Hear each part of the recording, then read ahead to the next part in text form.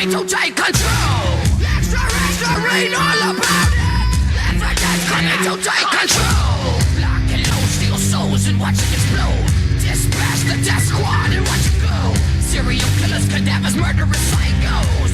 As the hour goes, it takes the time. Expires as we live dead, revitalized. Surprised by the high with red still in our eyes. The pleasure is all ours to give you the power. This is the maniacal hour.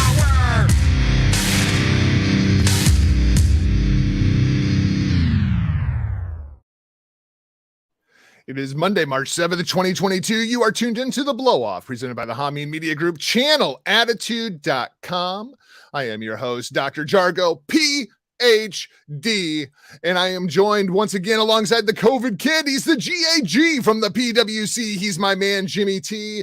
Jimmy T, welcome to this special edition, this kind of send-off edition, if you will, for The Blow Off, at least for me, for the immediate future.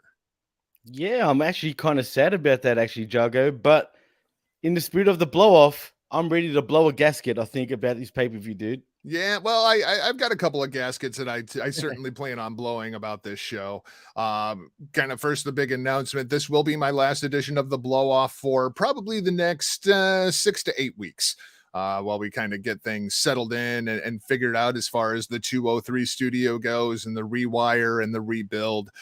So I'm looking forward to that. Jimmy, you are going to be still doing the blow off, just with kind of a group of co-hosts, which I assume would include the man with no BS, Mr. Chris Ames, and of course, one of the other 4 pillows of the Hameen Media Group, Mr. Jeff Lippman. Probably get some other guys on here. Like, you probably get Big Ray Hernandez and that Dirty Dick Dastardly, maybe some Michael Davis. Hell, maybe even our favorite Huckleberry will come back and do a show with you. Absolutely. I'd love to, actually. I've been meaning to hit up Huckleberry, no doubt about it. And as a matter of fact, Jargo, Big Ray Hernandez is supposed to be joining me on the very first blow-off.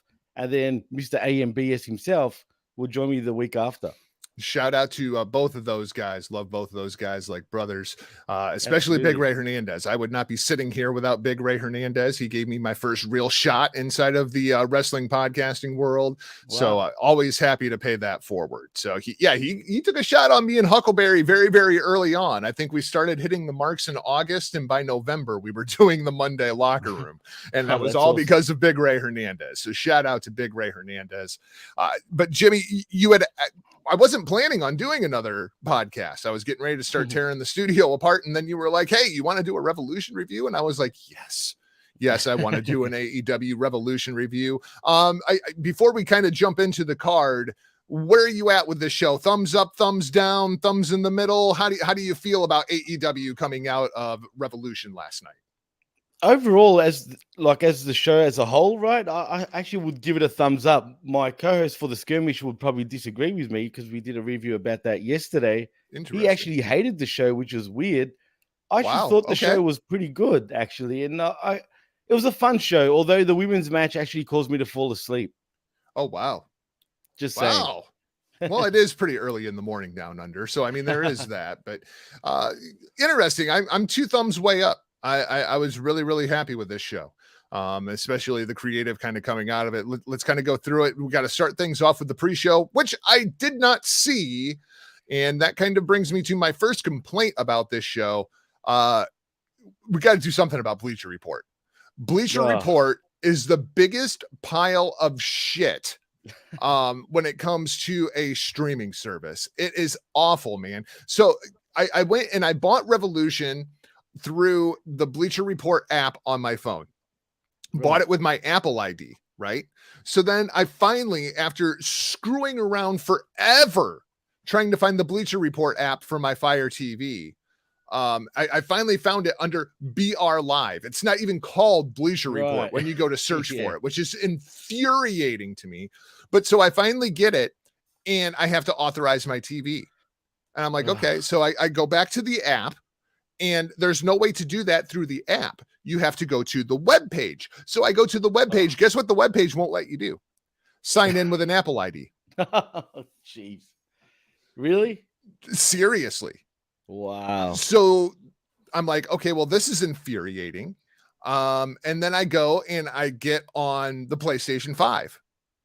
And I couldn't even find the Bleacher Report app on PlayStation 5. I could not find BR Live on PlayStation 5. So that was infuriating. So what I ended up having to do was plug my freaking MacBook Pro directly into my projector so that I could watch this damn show. Then it kept freezing about every, 5 to 10 minutes because Bleacher Report is a heaping pile of shit. It's terrible.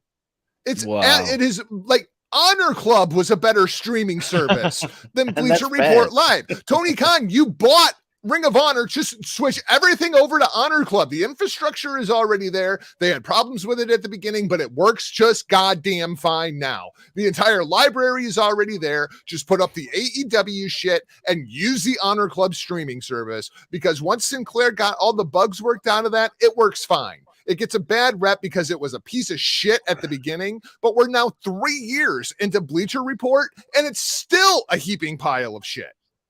Yeah, that's pretty pathetic, man. And it's funny how you said they're not known as Bleacher Report. Funny enough, I brought them up on my show and I forgot what the name was, but I knew BR Live. So now you got to watch it through Fight TV, right? Right. Any issues with the Fight TV stream? I never have any issues with Fight TV, man. I never have any issues with Fight TV either. And I was infuriated when I saw that this show was going to be on Fight TV, but not in the United States. Yeah, it's pretty dumb, man. I think Fight TV should be available everywhere, period. You know what I mean? Well, I get it because of, obviously before AEW gets their cut, then right. Fight TV's got to get their cut. Bleacher Report is owned by Warner Media, so it's all in house. Like I get all of that, but it doesn't matter if the fucking app doesn't work. That's the thing. God damn it. I just want to watch the show. I had to keep getting up like every 10 minutes and go and refresh the goddamn webpage. And then the quality was absolute fucking dog shit. Like it'd go in of like really crisp HD and then it'd like drop back to like 420. And it's just like, oh my God. Just absolutely infuriating because they don't have the infrastructure for it. And it drives me insane. Just switch everything to Honor Club, Tony. Just switch everything over to freaking Honor Club. Did you have Honor Club, Jimmy T? I did at first, and it was absolutely terrible. But then it gets so was it WWE Network though? Yep.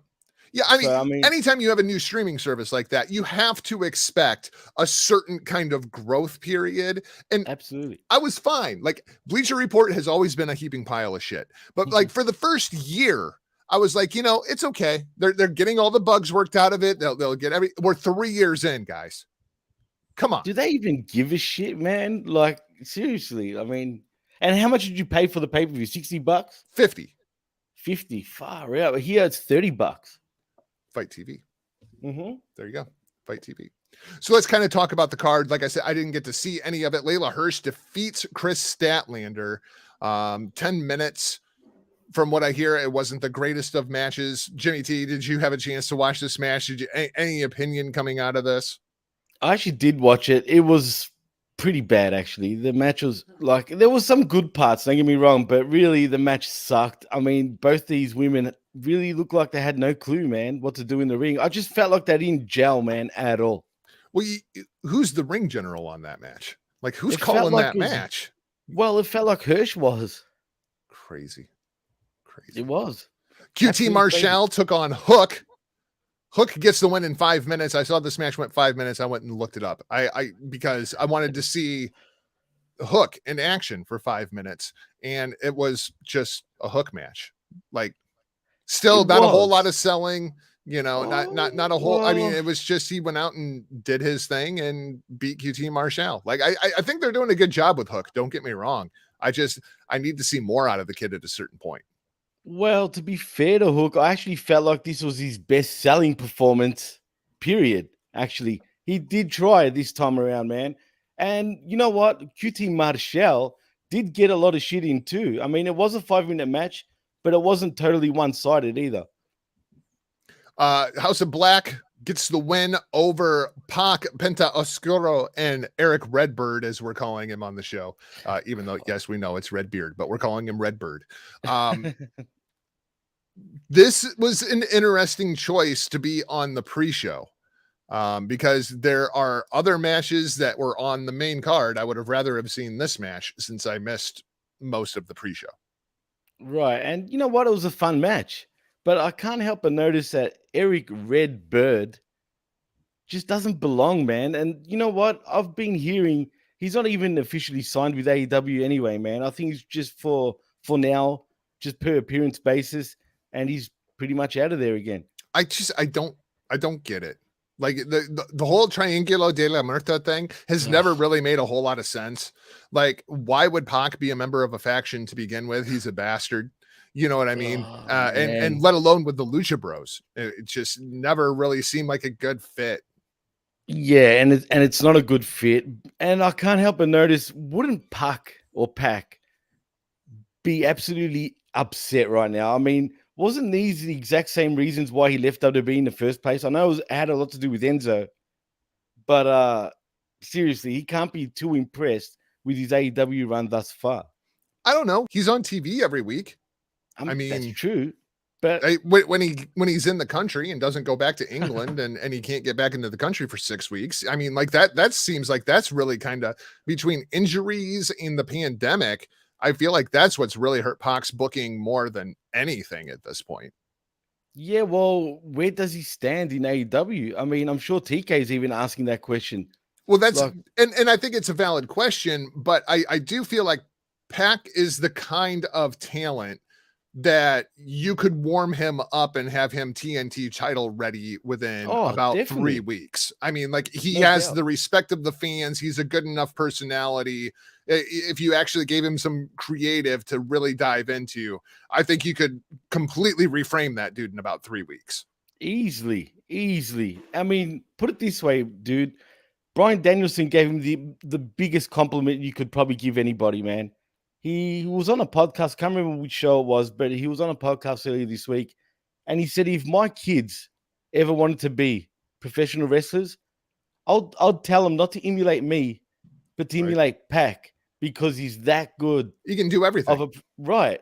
And I thought that was like the biggest compliment you can give someone, and that should tell you how good Pac is. But short of giving him the AEW World Championship, is there anything else inside of that company that he could do that would get him more over than he already is? Like even the TNT title actually feels like it would just be a lateral move. Right. Like, yeah, like he doesn't need that title. Like he's more over than that title already. Like short of putting him in a main event program of him going after the title, I feel like Pac's in a pretty good position, really. Interesting. I mean, yeah, you're right. If you put him in singles matches, I mean, immediately he feels like he's semi-main event if the creative is there. Well, he was at one stage like main event. I mean, he wrestled Kenny in pay-per-view main events. I mean, good match too. But, absolutely. But why is he in this faction? Seriously, I mean, it's going nowhere. It's a mess, second of all. And Redbird is going to disappear anyway, and Penta, El Obscura, whatever you want to call him, is just fading into blackness, dude. No pun intended. I'm just saying, like, he's a loser. Good. Put him in the House of Black. That's what I want. Put Penta in the House of Black, for the love of God. Just put him in. He fits so much better with Brody King and Malachi Black and Buddy Matthews. Can we get rid of Buddy? Like, I'm sorry, I can't take you seriously as a big, dark, scary character if your name is Buddy. Yeah, I know. That's pretty silly. I was actually thinking of that myself yesterday, right? Hey, buddy. And I know why. Hey, buddy. Yeah, that's seriously how I talk to my dog. Hey, buddy. Yeah. Like, but it's such an Australian thing to sort of call someone as well, right? It's almost like mate. But in saying that, yeah, he's got to lose the name, man. I know why he uses the name. And basically, he uses that name because of his favorite Australian rules football player. And that's fine and dandy, but I mean, you're an evil and darkness character now. Like, right. Hey, what about Buddy Black? How dumb does that sound? Buddy Black. Oh, Buddy Black. Sounds like a dog. Come here, buddy. Well, what can you call him, man? I mean, what would you call yourself at this point? I don't know. I'm sure I could come up with something cooler than Buddy. Yeah, I mean, that's true. But for whatever reason, these major promotions, I mean, allow him to use that friggin' name. I mean, just go with Black something. You know, like I'm firmly on board with having the entire House of Black, like have Black names. Yeah, I mean, obviously not Brody King. Sense. You know what I mean? But Why not, Brody? I mean, Black? you could have called him Brody Black, and I would have been fine with Yeah, that, you know. But absolutely. like Pentagon Black, Malachi Black, not Buddy Black, like maybe Matthew Black. How about that? Matthew Black. That's like I would have been fine with that. Like that rhymed. No, absolutely. Matthew Black sounds so much more classier and just so much more. It sounds so much more main event than hey buddy. Yeah, absolutely. Except because he's Australian, they'll end up calling him, or the Aussies would anyway. They'll end up calling him Matty Black. Well, and that's my only concern with putting Penta in there is like I don't want him to go with like Penta Negro, you know, because the SJWs would lose their freaking minds, like not understanding what in the hell it says. You know what I mean? Like, oh no, dude. I mean, come on. Am I wrong? No, well, you're not, but I don't think they'll go that far though, dude. I mean, TK is pretty self-aware, if you know what I'm saying. I know, but if you wanted to actually do it like properly, isn't that what it would be? Well, it is Spanish, right? Right, that's what I'm saying. But yeah, I mean, like, it's true. I think the SJWs would lose their mind. Let's talk about the main card. Eddie Kingston wins the big one. He gets the win over Chris Jericho, and even Eddie Kingston couldn't believe it. I love the way that he sold that. It's just like, wait, I won? Really? Yeah, that was awesome. I was a little surprised that they gave him a submission win. And it was a stupid submission win. What was that? The sprinkler? I don't know what it's called, but I mean, it did look like you could actually like tear somebody's arm off and beat them with it, with that kind of submission. I mean, but the way the stretched plum, the stretched plum is what that's called. The stretched plum. Okay. Well, if you just do this to someone's arm, which it really looked like he was doing, I'm just saying it was a bit weak in my opinion. I was happy with the match as far as an opening match goes. The crowd was into both of these guys, which is absolutely a positive. And the crowd was super into Eddie getting the win. The bigger question is, where does Jericho go from here? Because not acknowledging Eddie Kingston, not shaking his hand, doing the whole I can't as only Chris Jericho can, and then looking so super conflicted about it. I was really kind of surprised at how this went down. Like, it's Jericho. I expected he would shake Eddie Kingston's hand and then kick him in the dick because it's Chris Jericho, like very much like he did with Shawn Michaels after their WrestleMania match, right? Like that's what I expected from Jericho. I even I was down with Santana and Ortiz showing up, having Jericho and Kingston shake hands, and Santana and Ortiz be like, you know what, screw both of you guys, and leave both of them in a puddle, and then you could go forward with the buddy cop tag team of Eddie Kingston and Chris Jericho, which I think would be hilarious against Santana and Ortiz. Like, I was even down with that. What they did just felt kind of weird to me. I'm not really sure where it goes from here. Right. And you know what? I agree with you, because I was kind of expecting something like that too, and we didn't get it. Although I think we're going to continue going down the same road with Kingston and Jericho. Whether Santana and Ortiz get involved this time around, we'll wait and see. But surely this ain't the end. Well, because I mean, last week on Dynamite, we saw Santana and Ortiz show up during Jericho's promo, and you like their fist bumping, and Jericho's like, "Are we good?" Like I thought they would somehow play into this match, whether it be at the end or something during the match, but nothing.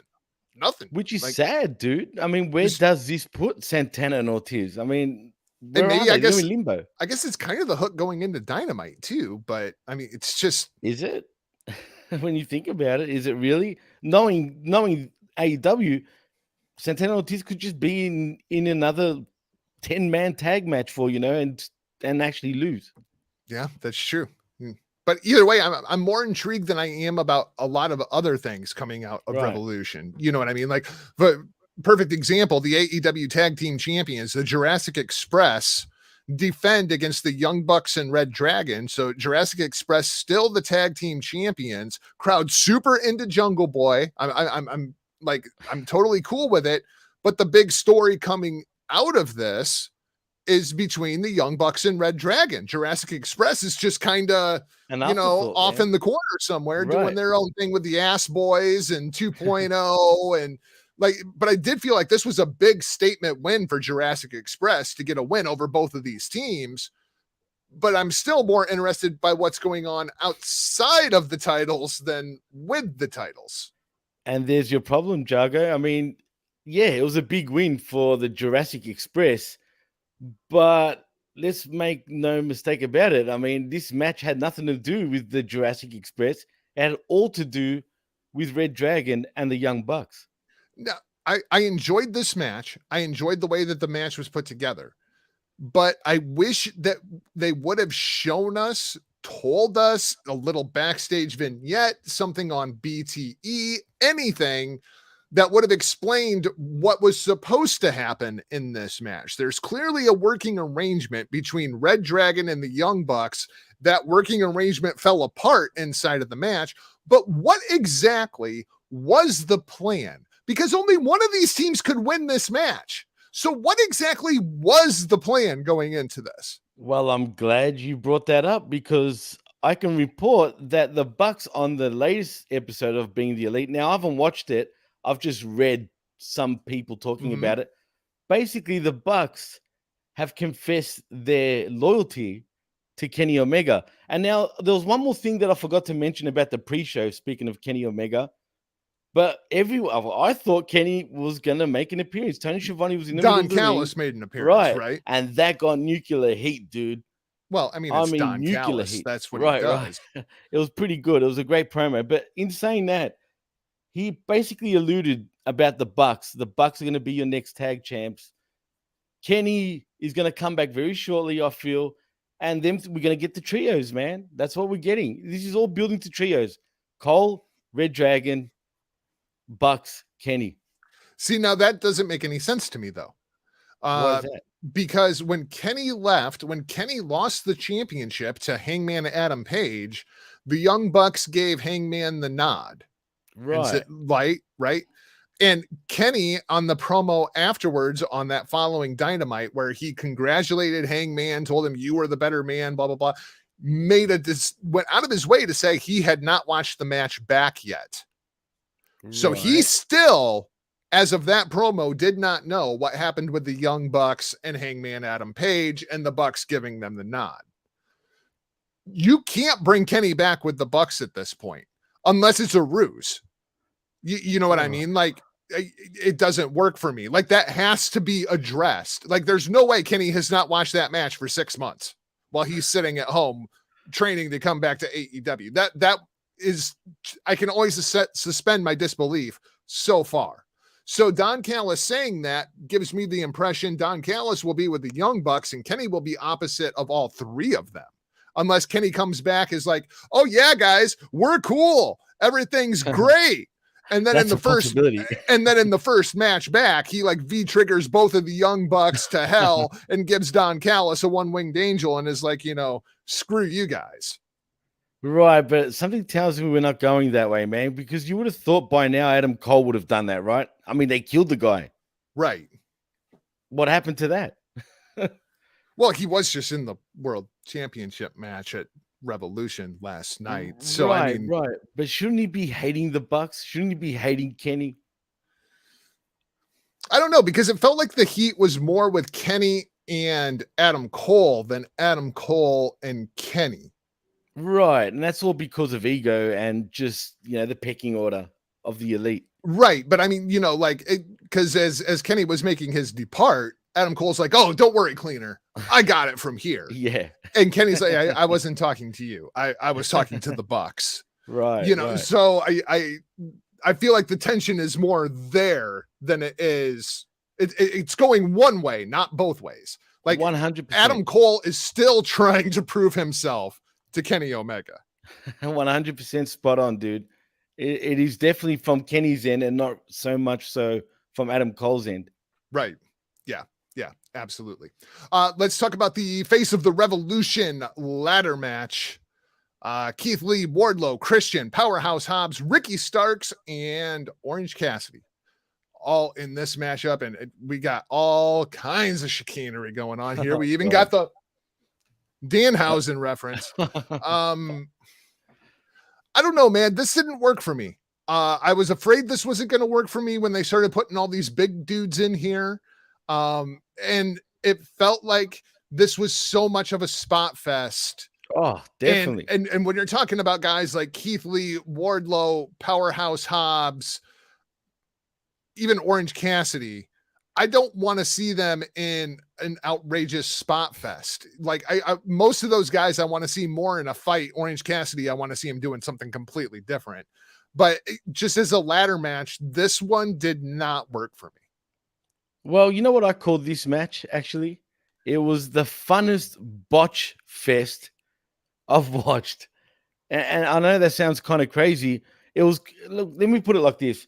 It was a fun match to just watch, right? But really, it was just ridiculous. Like, when I say ridiculous, like if you can just put all the bullshit aside, it was fun. But I will give Orange Cassidy credit for the first time, just once. That spot where I think it was Wardlow and who was the other guy that was holding up the ladder? It was Wardlow and someone else. I can't remember the other guy that was holding it. Oh no, it was Keith Lee. It was Keith Lee and Wardlow holding up the ladder, and then Orange Cassidy does it like a chin up sort of kick up, right? Like he skinned the cat with the ladder. Yep, that impressed me, dude.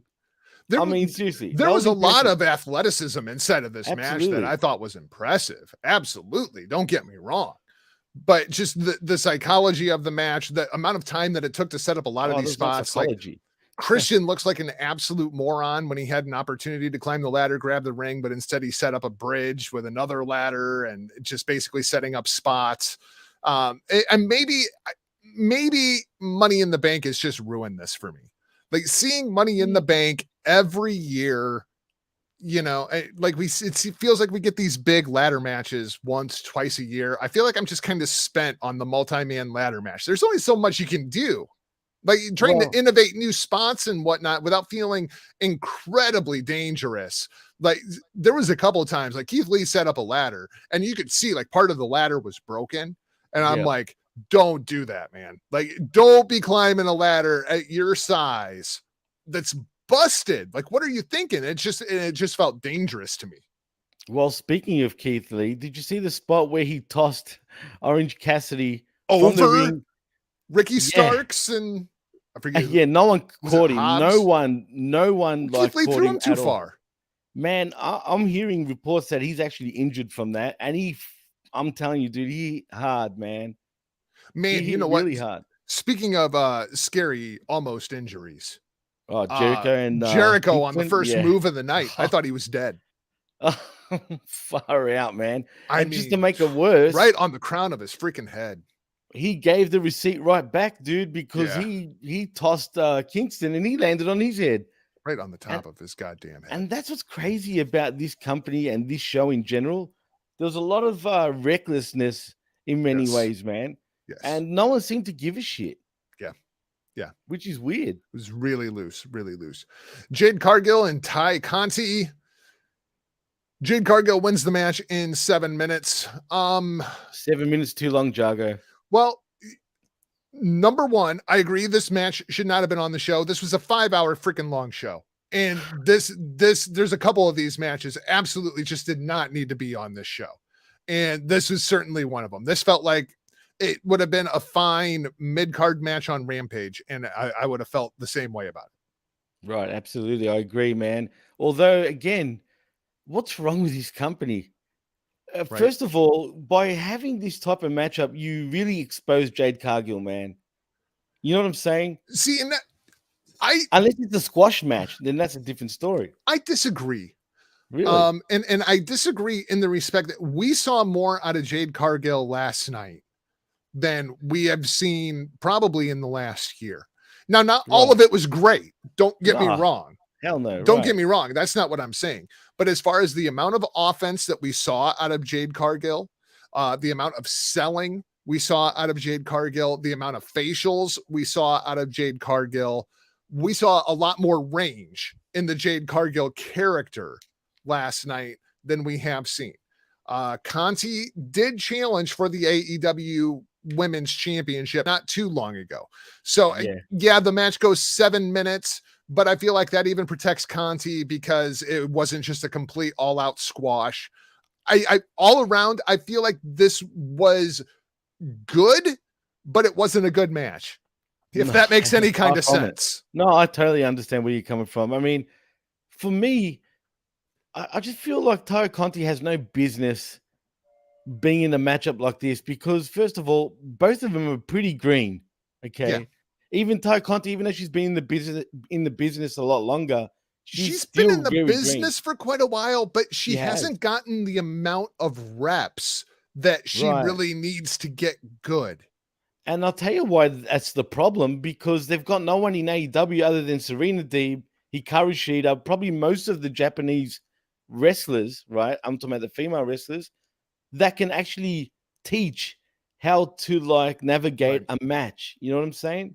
Right. Whereas everyone else is just green, dude. Right. You know what I mean? There's no real ring generals other than the very few that I mentioned. The other thing that I didn't like about this match is it feels like it was put here distinctly because you're coming off of the Face of the Revolution ladder match. Right. The next matchup is going to be MJF and Punk. We didn't talk about Swerve. Before this match, they introduced Swerve is All Elite. The crowd was really into Swerve. Oh, man, that was great. Very, very good sign if you are Shane Strickland. Absolutely. I was so happy for him, man. Like I was going to say, Jugger, whose house is it? It's Swerve's house. And I thought it was great that as soon as he said, "I've got a question for you," yeah, the crowd immediately jumped on it before he even presented the question. Right. So very, very good sign if you are Shane Swerve Strickland. Very good. And that guy's got so much charisma. Me too, man. I'm a huge fan of his, man. Yeah. I'm seriously, this guy oozes with charisma, man. You know what I'm saying? And he does it so casually. Like he's that good. I just feel like he's never gotten the proper chance, except for when he was kill shot in Lucha Underground. I thought he was great. You know what I mean? Even then, they didn't push him to the level that they could have and probably would have if the show would have kept going. Yeah, absolutely. He was on his way, man. And that's pretty much what got him recognized, really, when you think about it. That's where I first saw him. Yeah, me too. So that's what I'm saying. I mean, this guy, like I said, oozes charisma. If you just let him. But the only thing I'm worried about is he going to get lost in the shuffle, man? I don't know. And I don't know. See, and that's how I feel. I don't know. The thing that gives me pause is Jay Lethal. Because we've seen that they haven't really done a whole lot with Jay Lethal. And when Jay Lethal first debuted, he got a big pop like that too. He did, but what are they doing with him? Right.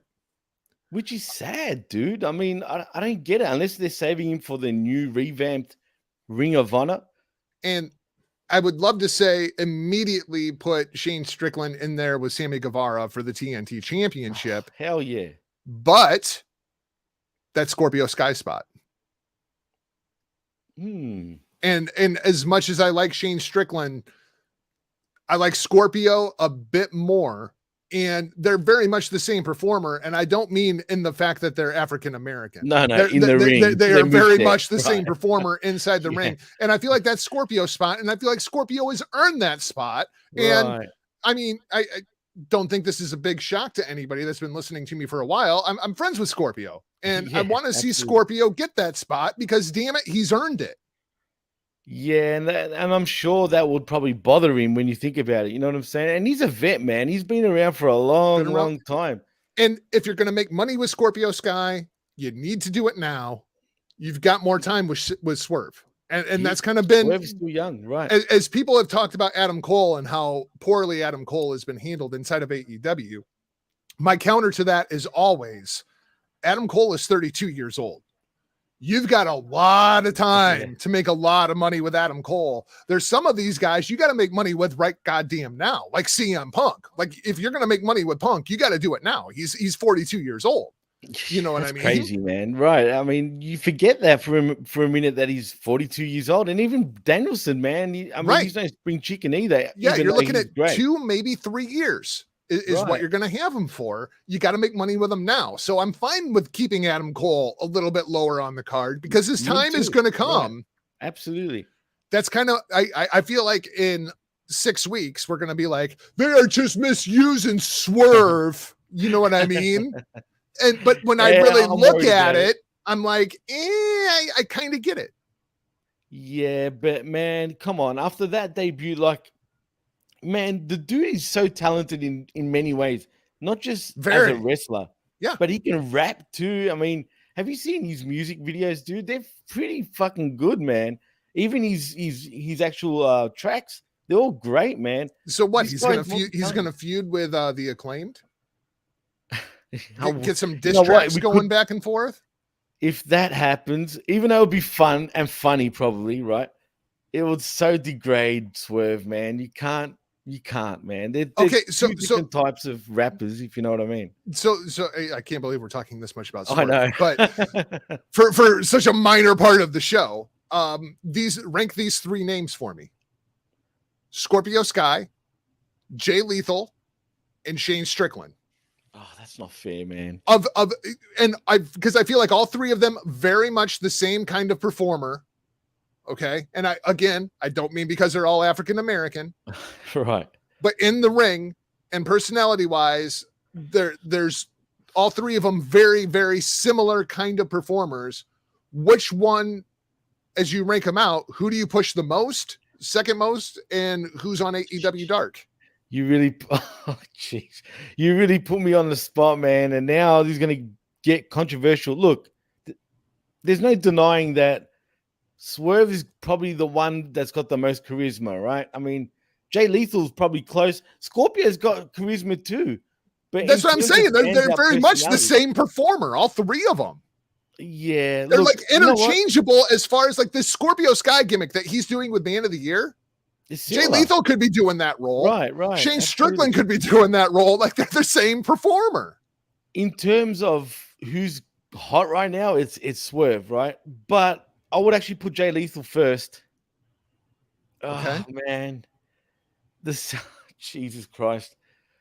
Oh, man. Look, you put me on the spot, Jago. Oh, man. I'm going to have to put Swerve number 2 right now, man. I mean, it is what it is. Yeah. Okay. I have to. I got to, man. My list is almost backwards from yours then. Right, because Scorpio, I would put Scorpio 1, I would put Swerve 2, and I would put Jay 3. Interesting. Well, because Jay Lethal has the background and the credibility. He's won world championships. You can use Jay Lethal to get other people over. Well, yeah, absolutely. Swerve has the most potential. He's the guy on the come up. Long term, he's the guy that you're going to make the most money with, but you lay the foundation. I feel like Scorpio being an AEW original, right? And he's pretty hot right now. He hasn't lost a match in almost a year. This is the best character work he's been doing since SCU. We know he can go inside of the ring and he can go with anybody. I think Scorpio is the guy that I push the most of those three talents right now to make as much money as I possibly can. He's also arguably the biggest in terms of size too, man. Yeah. When you think about it, like, you know what I'm saying? Because like, I think he probably is. He probably is. I think he's the most jacked, whereas Swerve's a little too skinny. He's more cruiserweight. Right. And absolutely. Jay is just a little bit smaller than Scorpio is. He's in the middle. He's kind of can go both ways, you know what I mean? But Scorpio is definitely, look, how old is he? Isn't he like in his 40s now? Isn't he like 41 or something like that? He's real close, yeah. Yeah, see what I mean? So you got to do something with him right now. If you're going to make money with him, you got to do it now. Scorpio's 38. He's actually younger than I thought he was. Wow, he's younger than me. What the hell? He's 38. Jay Lethal is... He's younger. He's got to be younger. Not by much. Jay Lethal is 36. Oh, he's a lot younger than I thought, actually, in a way. So, and Swerve is about 32, say? Yeah, I would think. Swerve Strickland is 31. Oh, that's okay. All right. Yeah. So he's actually a little older than I thought he was. But I doesn't change my rankings. I still go Scorpio, Swerve, Lethal. Yeah, that's a tough one, dude. That is really tough. I mean, for me, Lethal has got a lot of range. Mm-hmm. You know what I mean? But so does Scorpio. And that's what I mean. Scorpio can play whatever you want him to play. It's just whether he gets that opportunity to show what he can actually do. I think the thing is with Scorpio, you're right. He can do whatever you want him to do because he hasn't been defined. Even though he's such an experienced vet, he hasn't been defined. Jay Lethal is defined. No matter what you do right. with Jay Lethal, he is Jay Lethal. Absolutely. No, you're right. It's true, man. And that's the thing. How do you define Scorpio Sky? The best Scorpio Sky. Well, I mean, I love that. That's still my favorite incarnation of Scorpio. I know everybody loves SCU, and this is the worst town I've ever been in. Douchebag in SCU, man. Oh yeah, but I mean, if you go back to when he was in World Championship Wrestling from Hollywood, in Hollywood, right? I remember. And he was basically playing the role of Rob Van Dam.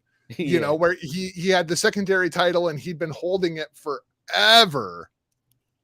Oh, I love that. The best Scorpio Sky. He's very obnoxious too when he wants to. Oh, he's great. Man, you know what I mean? So he's and got I a love lot of personality. Gimmick. Yeah. even when he was part of SCU, I felt like that's when he was starting to be defined.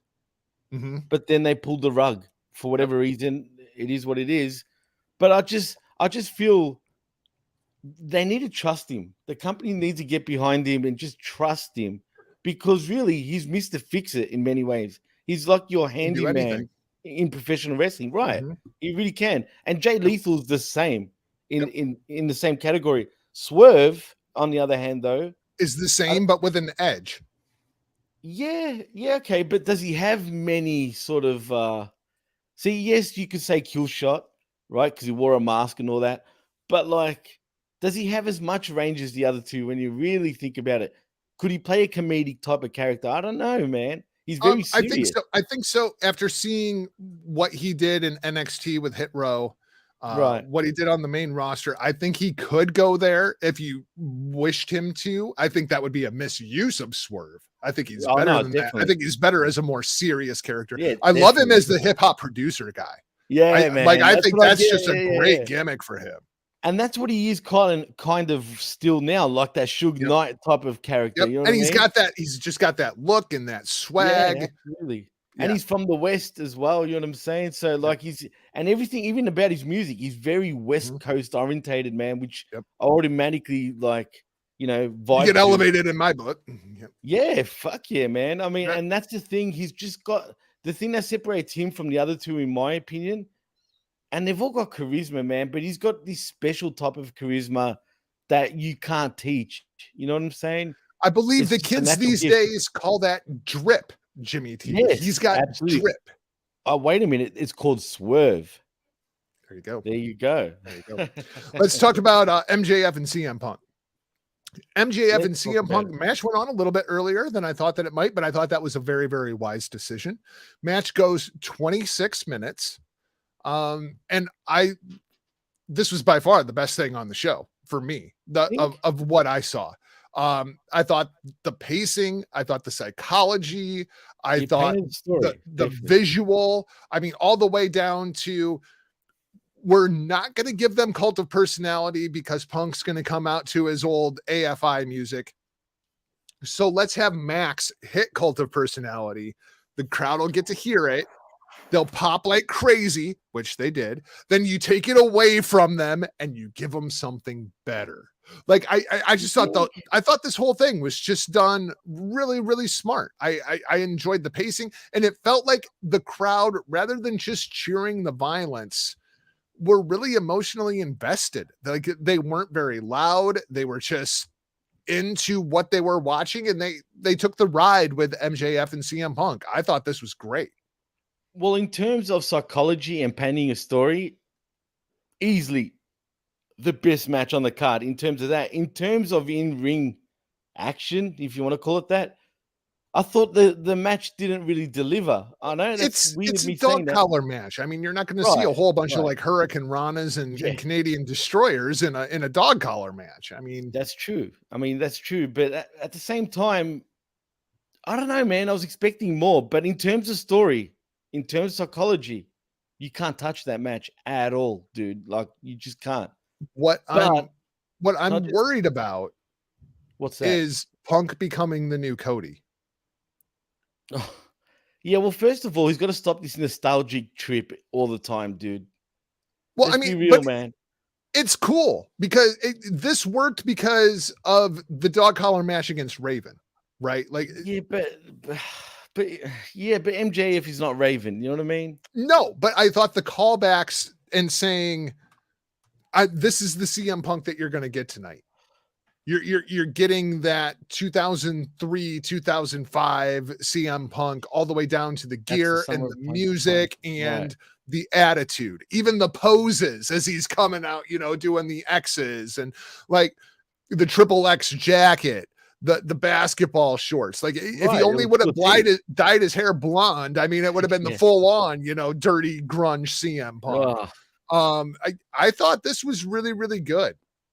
You know what, dude? You thought the crowd went nuts for it. I actually felt the opposite. I actually was saying to myself, what is he doing? Because let's be honest, Jaga, let's be real. Especially during that 03, 05 time, right? With Punk in Ring of Honor in the summer of Punk. My issue is, how many people really remember that time? Let's be honest, Jaga. How many people remember that time? I mean, it's a very, very few, right? Very few. That's my point. But I feel like the people that do are AEW fans. You think? Yeah. Well, to me, I felt like the crowd didn't react. They didn't have a clue what the hell was going on, dude. That's how I took it at first. And then once they realized it was Punk, then sure, yeah, they all started cheering. But really, I don't know, dude. I don't know, man. I just felt like they were confused a little bit. Then suddenly everyone remembered, and I'll use that lightly. Interesting. There were so many callbacks to this match, whether it be the Piper Valentine match, whether it be a lot of callbacks to that, whether it be the Punk Raven match. Even at the end, I mean, the shout out to Bruiser Brody with the swinging of the chain, all the way around. I just thought this was absolutely great stuff from both guys. But I do worry that Punk is telling these grand, really deep stories that feel completely separate from the show, like the pacing of the match, the psychology, the callbacks, the tributes to history. Right. Oh my God, he's Cody. And but you know what I'm saying? And I get you. I totally do worry that as much as we had the Cody verse, I don't want the Punk verse. Well, the only difference between him and Cody, though, is that Punk would be more receptive to actually becoming a full-blown heel, whereas true. Cody... Absolutely. Right, so that's the difference, man. If he feels like he's getting sort of slighted, he'll turn into that dickhead Phil and actually run with it. You know what I mean? Yep, absolutely. With Cody is too much of a like, no, stop booing me, like, please. Right. And you're not going to hurt Punk's feelings. You don't give a shit about charity anyway. He'll actually relish that type of heat. Britt Baker defeats Thunder Rosa, 17 minutes to retain the AEW Women's Championship. I think this is like the third version of the belt that Britt has carried around at this point. She's had it for so long. I felt bad for these girls following Punk and MJF and being right before Danielson and Moxley. But I don't know, man. Just there was too much in this match. They went too far. Like when you're kicking out of a stomp onto the belt, right? There's my first issue. You lost me. Okay, I'm gonna say something, and I hope I don't catch heat for this, right? But do you think Dean Malenko was the agent for this match? Definitely possible. Okay, well, there's the first problem, all right? Possible. There's the first. I'm sorry, but let's be real here. So let's get this straight. Britt does that curb stomp, right, to the belt, right? Gets Rose's head face first on the belt. She kicks out, right, and then she gets the win, right, by just a normal curb stomp. Well, and I think they're going to change this title at the Dynamite in San Antonio, Texas. And we're going to get a throwback to last year's match. That's what I think is going to happen too. I think so. I think that's what's going to happen. And I think that they saved the title change to try to pop a rating with it. I think that's what's going to happen here. Well, I'll be honest. I felt like Rosa wasn't like coming into this matchup. Right. And that's why I predicted what I predicted with. I almost sent you a message that said they killed the town. They did. And because I feel like if this match would have happened 6 months ago, you could have justified it being the main event, but they killed the heat. Hell yeah. And they did kill the heat. And I feel bad for Thunder Rosa in particular, because if they pulled the trigger 2 months ago, absolutely the right thing to do. Now, but maybe they expected that in Orlando. And they're saving it for Texas because they think that Texas will pop much harder for Thunder Rosa. Well, she's from San Antonio, right? Right. And that's why I say they're saving it for that show, because the 100% St. Patrick's Day show is in San Antonio. 100% there's going to be a title change at that show. There's no doubt about it. They just got to build her up a little bit again between now and then. Yep. Let's talk about Moxley. Moxley and Danielson go out and they had a war. They had a war for 21 minutes. And I felt like this is where the crowd tapped out. Too many kicks? No, the show was just too goddamn long. And they were exhausted. Oh, absolutely. No, especially after Punk and MJF, they were exhausted. And so, I mean, like, they would still pop for the big moments. They would pop for the crescendos. They would pop for, a big spot.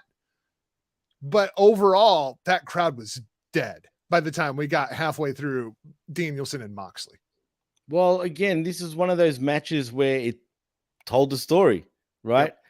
I mean, and let's be honest, man, these two absolutely kicked the shit out of each other, literally. It was great. At no point did I feel I was watching Dean Ambrose versus Daniel Bryan. Oh, hell no. Absolutely not. This was like a Ring of Honor throwback in many ways, too. Yeah, so, I mean, great. Or a CZW throwback. All that, too. Absolutely. Because CZW, much like ECW, gets credit for all the hardcore shit. Yeah, the backyard, the king of the deathmatch shit. But there's a lot of really good wrestling that happens in that promotion, too. That's what they don't get credit realize. For. No credit. Absolutely no credit. Heck, even our very own GGP's wrestled in CZW, dude. Yep. I mean, what does that tell you, right? Yeah, and you think Papa Don's going through a plate glass window? No. The Greeks invented plate glass windows. We smash him, dude. What are you talking about? There you go. But you're spot on. But you're right. It is true, man. They've had so many great wrestlers and so many great type of wrestling matches that people just know them for their king of deathmatch crap. You know what I mean? Yep. But in saying that, it was a good mishmash. But the end, dude. I mean, was that a friggin' bombshell? Or what? I did not see that coming because, let's be real, man, there was no dirt sheets reporting this. No. So Moxley gets the win. He has slayed the American Dragon, which there's probably an hours-long podcast that we could do about where these guys go from here. Oh, they can go. And then William Regal shows up. Wow. The original villain. The OG badass, the man who is the mentor to both of these men. Absolutely. And it's well documented that he is a mentor to both of these men. And that's why it worked. William Regal gets in there and he talks to Moxley. Like, Moxley has been at the bar drinking all night. And that guy over there looked at me funny. And I'm going to go beat his ass. And that's William Regal talked down Jon Moxley like, no, calm down. Like, he was that friend at the bar talking to the drunk guy like, no, don't go beat his ass just because he looked at you funny. If he does something stupid, I'll go beat his ass because I'm William fucking Regal, in case you forgot. Hell yeah, man.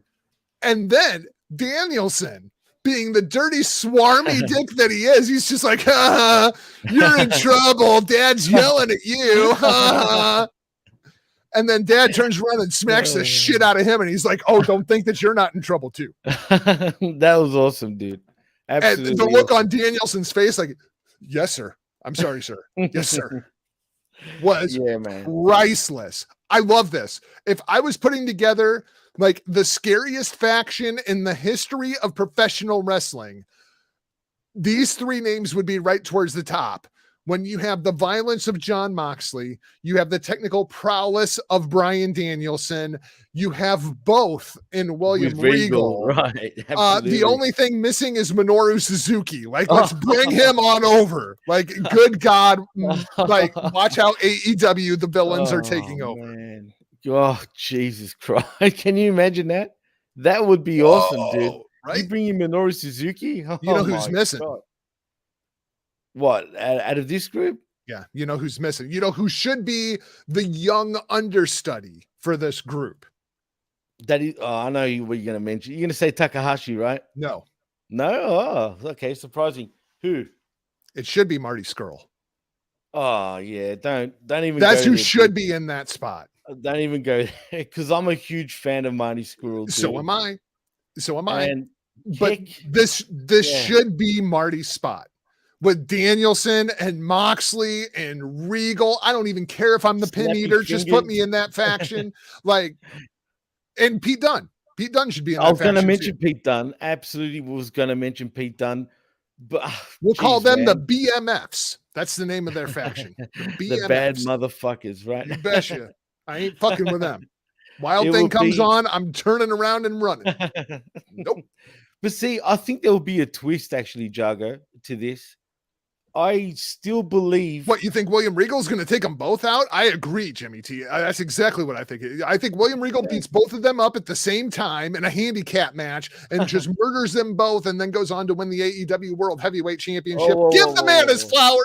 Give William Regal his flowers. He deserves it. He deserves absolutely. He's a real man. Okay, there. Oh God, he's a man. Remember that? Oh yeah, he's a man. Anyway, that was the Steven Regal days in WWF. But hold on a minute though. Do you possibly think that William Regal will actually be wrestling? No. There's no way. There's no chance. Yeah, but if I would love to see it in the way where he should get that one run with the AEW World Heavyweight Championship because he does deserve it, man. And he was this close. If it wasn't for his heroin addictions in the past, and that's pretty well documented, he could have been a bigger deal. Unfortunately, it didn't work out that way. But you know what, Jugger? I'm surprised he owns the rights to William Regal. I thought WWF or WWE actually owned the rights to that. Because think about it, every time he left WWE or back and forth between WCW and WWE, he would change to Lord Steven Regal, right? I mean, you're right on that. Yeah, I don't know how that works. Strange, yeah, absolutely strange. Could we get Hunter possibly becoming All Elite? No. I know. I'm just throwing it out there as a joke, but who knows? I mean, Regal's there. I mean, why not?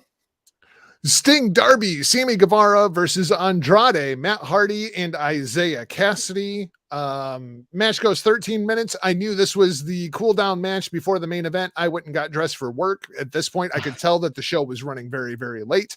Did not watch any bit of this match. Was there anything that I missed during this match, Jimmy T? Sting doing an absolute crazy move, the gif of the night.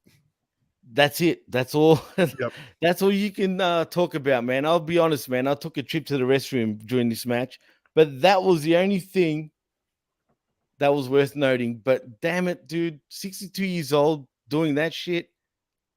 I don't know, man. I don't know if I want to see that anymore.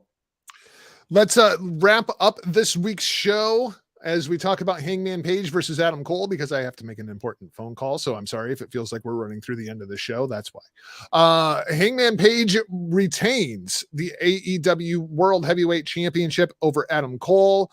I'm disappointed. I was looking forward to the Boom Championship, but I will have to wait. Adam Cole's day will come. I'm interested in this, Jimmy T, because as I was looking at Hangman Page's title defenses of the AEW World Heavyweight Championship, they've all been really good matches. Oh, no doubt. I mean, we're not taking anything away from Hangman's in-ring ability. That's for sure, dude. Cowboy shit is still over. People still like to yell cowboy shit. But there's a but though, Jugger. Did you catch the chants that were happening during this match? Well, and part of that is the show was too goddamn long. The crowd was exhausted. They wanted to go home, and they were just entertaining themselves at a certain point. It was funny though, dude. Because they weren't invested in the match, which is why we had all said this should not be the main event going into this show. I don't get it. because I feel like Hangman's title reign has been a complete miss, but yet he's going out there and he's having really good matches and he's cut a couple of memorable promos. Why is this not working for me? I think he's too inconsistent, dude. But he consistently goes out there and has great matches. Right. Let me elaborate a little bit more about that, actually. What I mean by inconsistent, one week he's just bland. The next week he's actually pouring his heart out in a promo where you believe him. And then the week after that, he's with the Dark Order again. And then do you see the issue here? Like, right. Talk about definition. Who's he defined as other than cowboy shit? That's true. You know what I mean? And a cowboy, I want him to be an outlaw, not a freaking cowboy that's on a farm and not a ranch. You feel me? Yep. We need some more grunt here with Hangman Page. I still feel his most potential is him being that outlaw type of cowboy and not this white meat babyface type of cowboy. That's what stinks, dude. We need more from him. We need more aggression. We need more urgency and just more like consistency. We just need consistency, Jugger. That's what this is, man. He's just very inconsistent. I don't know if that's his fault or if it's the booking committee's fault, but damn it, they're ruining him if it's the booking committee. Yeah, I don't get it, man. I don't get it. And I think that's the frustrating part of it all is I don't understand it. Neither do I, man. Because he's got the potential. It's there. But if you saw the look on both their faces when the fans were chanting, "Let's go Adam," and Adam sucks, I felt embarrassed for him, dude. I'm not going to lie. Yeah. They were both like, really? Like, you know what I'm saying? They both had disgusted looks on their faces, man. I mean, shit, if I was one of them, I would too. I'm with you, man. I'm with you. So that is going to wrap things up for this week's edition of The Blow Off. Thanks for watching and or listening. If you haven't already, please hit that subscribe button. Then visit us over at the Hameen Media Group, channelattitude.com. Keep up with me and my adventures as we go forth across social media platforms at NotJargo, michaeljargo.com. Of course, at The Blow Off, blowoffpod.com. Jimmy T. Tell the peeps, the freaks, and the Greeks how to keep up with you in the PWC. Well, you can like and subscribe at the pwcnetwork.podbean.com. We have been pushing out shows left, right, and center from the Machismo to Skirmish to Carnage, you name it, Smack Talk, everything, even the pay-per-view reviews. We're working hard, man. We're working hard at it. And mind you, catch me right here on the Blow Off next week, where Jago is going to feel different without you, dude. I'm not going to lie. It's going to feel different not being here, man. But I do look forward to getting back, and I look forward because we should be coming up right about Double or Nothing come about the time that I come back. So I'm looking forward to that. Get ready for some sinful Las Vegas. Also get ready for some Indianapolis Pacers basketball. That's right, bro. $14 I can get in to see the Pacers. $14. That's how bad the team is. Crazy. It's great. It's great. That's crazy, dude. I will talk to you soon from the brand new Studio 203. Jimmy T will be back in your ear holes next week. For now, we're off like a prom dress. See ya.